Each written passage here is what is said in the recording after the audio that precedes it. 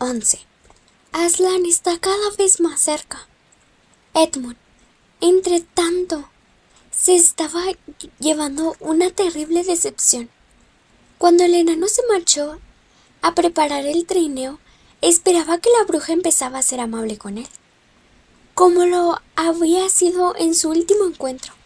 Sin embargo, la mujer no abrió la boca, y cuando por fin Edmund reunió valor suficiente para decir: «Por favor, Majestad, ¿podrá comer unas cuantas delicias turcas?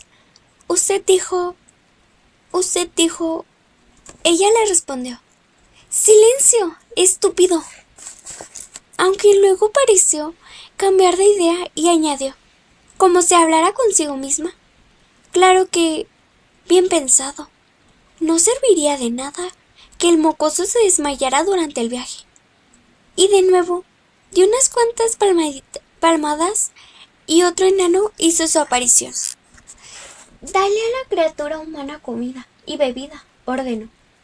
El enano se marchó y regresó enseguida, con un cuenco de hierro con un poco de agua en ella, y un plato de hierro con un pedazo de pan duro. Sonrió de un modo repulsivo mientras lo depositaba todo en el suelo junto a Edmund y dijo: «Delicias turcas para el principito». «Ja, ja, ja». «Llévatelo», repuso Edmund malhumorado. «No quiero pan seco». Pero la reina se volvió repetitivamente hacia él, con una expresión tan aterradora en el rostro que el niño se disculpó y empezó a mordisquear el pan, aunque estaba tan rancio que apenas podía tragarlo. «Alégrate de poder comer esto, porque puede que tardes en volver a probar pan», dijo la bruja. Mientras seguía mascando aún, el primer enano regresó y anunció que el trineo estaba listo.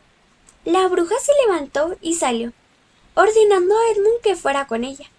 La nieve volvió a caer cuando salieron al patio, pero ella no le prestó la menor atención e hizo que el niño se sentara a su lado en el trineo. Antes de partir llamó a Maugrum, y este acudió saltando como un perro enorme junto al vehículo. «Lleva contigo al más veloz de tus lobos y marchad inmediatamente a la casa de los castores», indicó la bruja, «y matad todo lo que encontráis allí. Si ya se han ido, entonces id a toda velocidad a la mesa de piedra. Pero no os dejéis ver. Esperadme escondidos.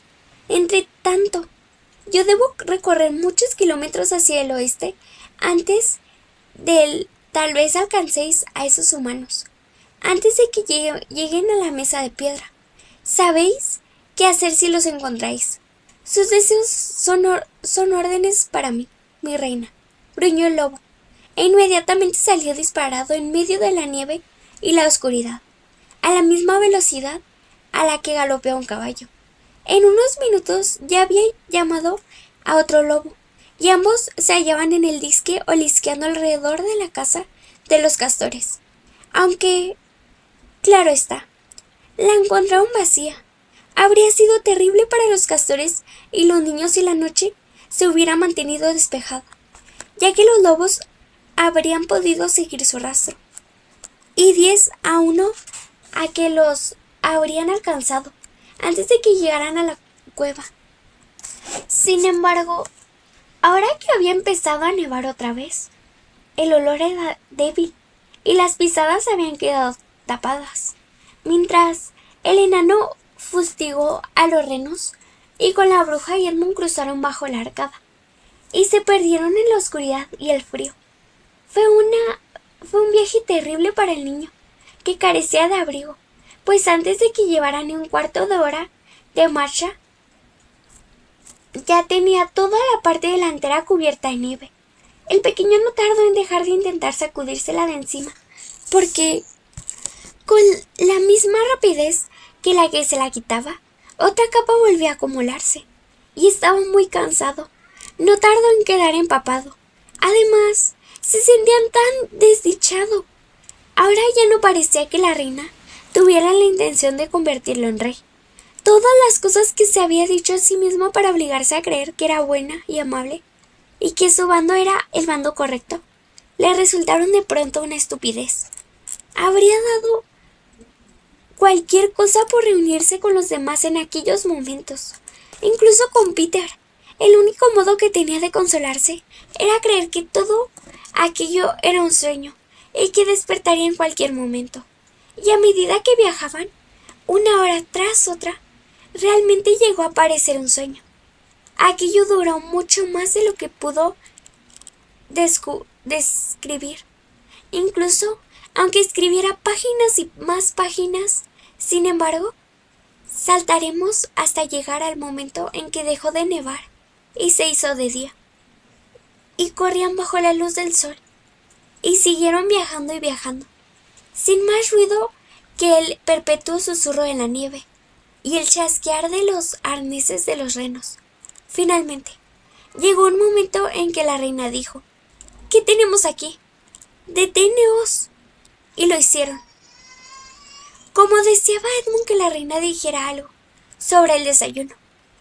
Pero su acompañante se había detenido por otro motivo. No muy lejos, al pie de un árbol, estaba reteniendo un grupo que parecía divertirse. Una ardilla con su esposa e hijos, 2 sátiros, un enano y un viejo zorro, todos sentados en taburetes alrededor de una mesa. Edmund no consiguió distinguir qué comían, pero olía de maravilla y parecía haber adornos de acebo, y creyó haber visto algo que parecía pudín de pasas. Justo cuando el trineo se detuvo, el zorro, que evidentemente era el ser de más edad entre los comensales, acababa de ponerse en pie, sosteniendo algo. Pero cuando el grupo vio que el trineo se paraba y quien iba con él, toda la alegría desapareció de sus rostros. El padre ardilla se detuvo con el tenedor a mitad de camino de la boca. Uno de los sátiros quedó congelado con el tenedor, ya dentro de la suya, y las ardillas bebés chillaron aterrorizadas. ¿Qué significa todo esto?, exigió la reina bruja. Pero nadie contestó. —¡Responded, sabandijas! —insistió. —¿O queréis que mi enano os encuentre la lengua con su látigo? ¿Qué significa toda esta glotonería, este desperdicio, esta autocomplacencia? ¿De dónde habéis sacado todas estas cosas? —Por favor, majestad —dijo el zorro—, nos las ha dado, si se me permite la audiencia de vivir, a la muy buena salud de su majestad. —¿Quién nos las dio? —inquirió ella. Papá Noel —tartamudeó el zorro. —¿Qué? —rugió la reina, saltando del trineo y dando unas cuantas zancadas para acercarse un poco más a los aterradores animales. —Decidme que no ha estado aquí. No puede haber estado aquí. ¿Cómo os atrevéis? Pero no. Decid que ya habéis mentido y se os perdonará la vida. En aquel momento una de las ardillas pequeñas perdió los nervios. —¡Ha sido él! ¡Ha sido él! ¡Ha sido él! —chilló, golpeando con su cucharita sobre la mesa. Edmund vio cómo la bruja se mordía los labios con tal fuerza que una gota de sangre apareció en su blanca mejilla, y a continuación alzó su varita. —¡No lo haga! ¡No lo haga! ¡Por favor, no lo haga! —gritó Edmund.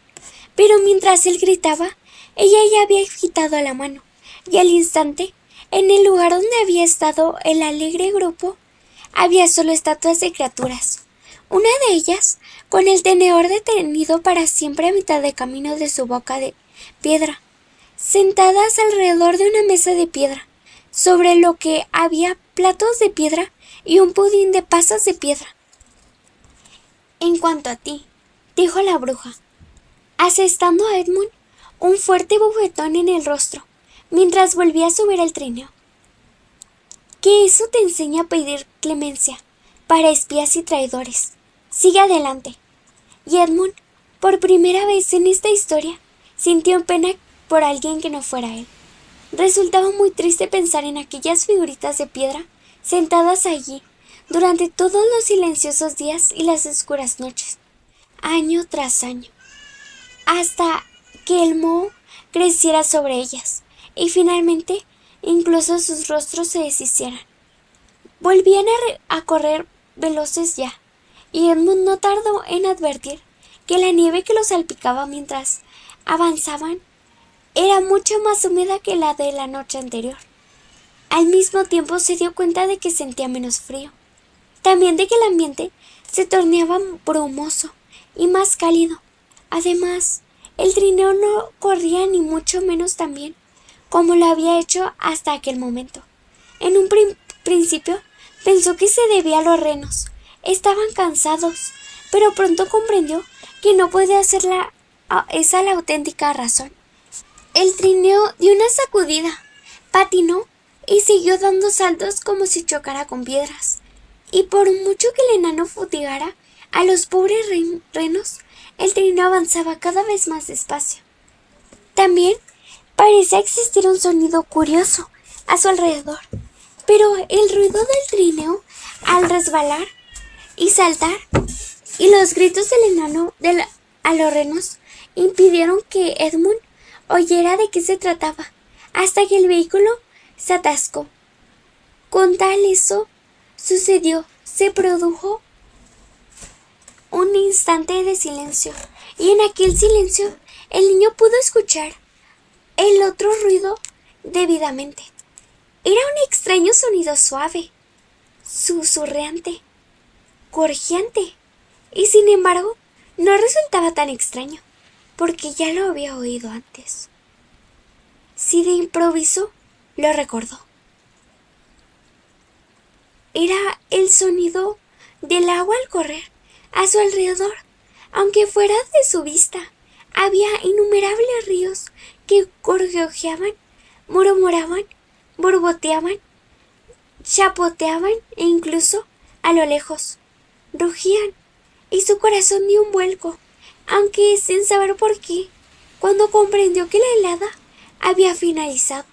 Mucho más cerca se oían al constante gotear de las ramas de los árboles, y entonces, al mirar un árbol, vio que un enorme montón de nieve resbalaba de él, y por primera vez desde que había entrado en Narnia, contempló el color verde oscuro de un abeto.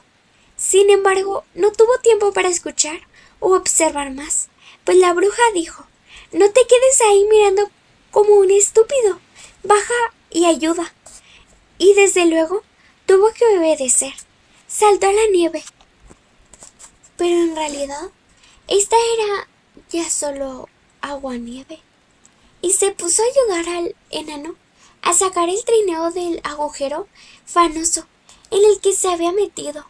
Consiguieron extraerlo por fin, y mediante un comportamiento muy cruel con los renos, el enano hizo que volvieran a ponerse en marcha, y así recorrieron un corto trecho. La nieve se derretía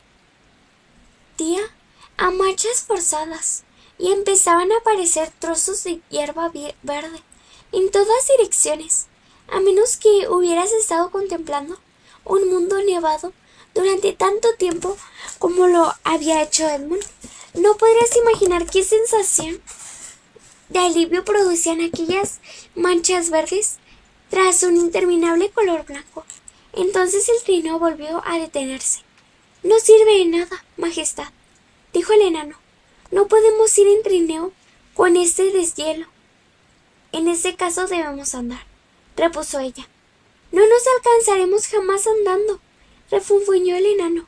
«No con la ventaja que nos llevan».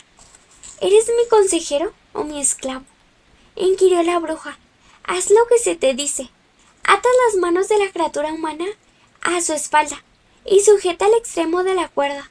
No olvides tu látigo y corta los arneses de los renos.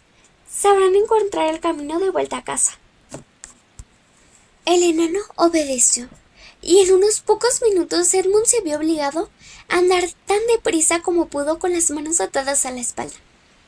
No dejaba de resbalar en el agua-nieve, el barro y la hierba húmeda, y cada vez que resbalaba, el enano no lanzaba una maldición, y en ocasiones también le asestaba un golpecito con el látigo. La bruja andaba detrás del enano y repetía sin cesar: «Más rápido, más rápido». Las zonas de color verde aumentaban de tamaño y las de nieve disminuían a toda velocidad, a mantos de nieve. Muy pronto, a derecha e izquierda, en lugar de formas blancas, se veía el verde oscuro de los abetos, o las negras ramas espinosas de roble desnudos, hayas y olmos. Luego la neblina pasó de blanco a dorado y finalmente se disolvió por completo. Rayos de delicia luz solar cayeron sobre el suelo del bosque y en lo alto se podía ver un cielo totalmente azul por entre las copas de los árboles. No tardaron en ocurrir cosas más maravillosas. Al doblar repentinamente un recodo y penetrar en un claro lleno de abedules, Edmund vio que el suelo estaba cubierto en toda su extensión por pequeñas flores amarillas, celidonias.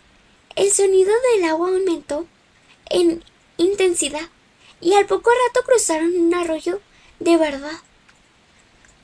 En la otra orilla descubrieron que habían brotado campanillas de invierno. «Ocúpate de tus asuntos», gritó el enano al ver que Edmund había vuelto la cabeza para mirarlas, y dio un violento tirón a la cuerda. Aunque, desde luego, aquello no impidió que Edmund siguiera contemplando cosas. Apenas 5 minutos más tarde, observó una docena de azafranes que crecían alrededor de la base de un viejo árbol, dorados, morados y blancos. A continuación se oyó un sonido más delicioso aunque el del agua. Desde un punto situado muy cerca del sendero que se seguían, un pájaro trinó repentinamente desde la rama de un árbol. Le contestó el cloqueteo de otra ave situada algo más lejos. Entonces, como si hubiera sido una señal, se oyeron trinos y gorgorejos por todas partes. Luego un instante de una melodía completa, y en cuestión de 5 minutos solo el bosque resonó con el canto de las aves, y donde quiera que pusiera los ojos, el niño veía pájaros que se posaban en ramas, o que se elevaban hacia lo alto, o que se perseguían entre sí y discutían, o incluso que se limpiaban las plumas con el pico. «Más rápido, más rápido», ordenó con furia la bruja. Ya no había ni rastro de la niebla. El cielo se volvió cada vez más azul, y enseguida aparecieron nubes blancas que lo recorrían, veloces a intervalos. Los amplios claros estaban llenos de prímulas. Se alzó también una leve brisa que desperdigaba gotas de humedad desde las balanceantes ramas y transportaba frescos y deliciosos aromas hasta los rostros de los viajeros. Los árboles empezaron a renacer. Los arleses y abeduleses estaban cubiertos de verde, los laburnos de dorado, y en las hayas no tardaron en brotar sus delicadas hojas transparentes. Mientras los viajeros pasaban bajo ellos, la luz también se tornó verde. Una abeja zumbó en su camino. «Esto no es de cielo», dijo el enano deteniéndose de repente. «Esto es la primavera. ¿Qué vamos a hacer? Han destruido vuestro invierno. Fijaos, esto es cosa de Aslan. Si alguno de vosotros menciona ese nombre otra vez», respondió la bruja, «morirá al instante».